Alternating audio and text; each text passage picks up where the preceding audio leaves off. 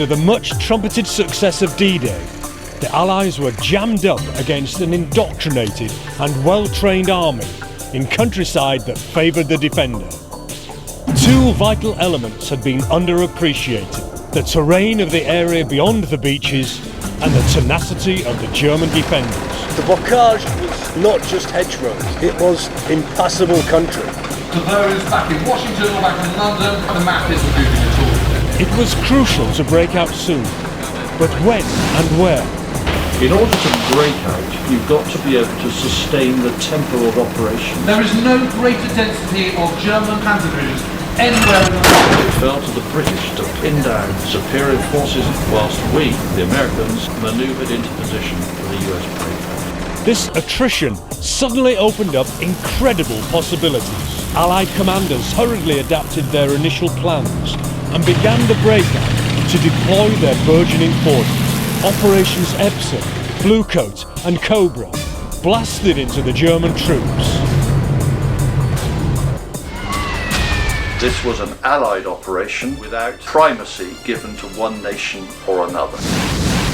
For 77 days after D-Day, on a 60-mile front, the Allies fought their way, hedgerow by hedgerow, hill by hill, through highly contested towns and villages, which took a bloody toll on the attacking British, American, Canadian and Polish forces. You couldn't see a tank if it was dug in, you couldn't see a mortar. It really is a huge battlefield.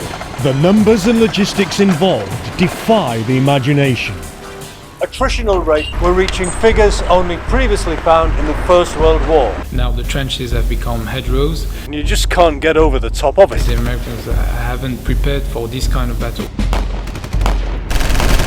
More than the dead on Omaha every day. The Hawker Typhoon. The brutal use of Allied air power and artillery pulverized the German forces and French civilians alike, producing gruesome scenes of carnage and destruction.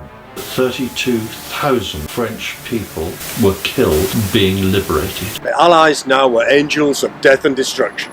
History brings story, and stories make history. We follow these events with people whose mission it is to make sure that we never forget the huge numbers of Allied troops and civilians who were sacrificed on the bloody altar of liberation for the rest of Europe.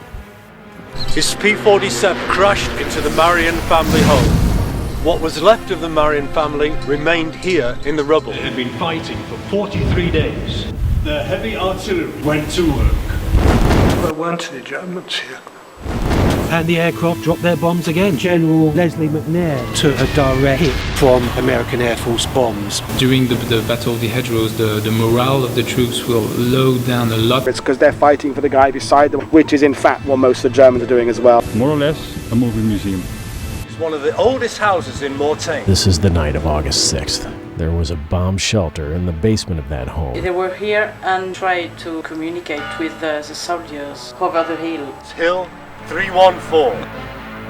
The numbers of tanks lost on that day was horrendous.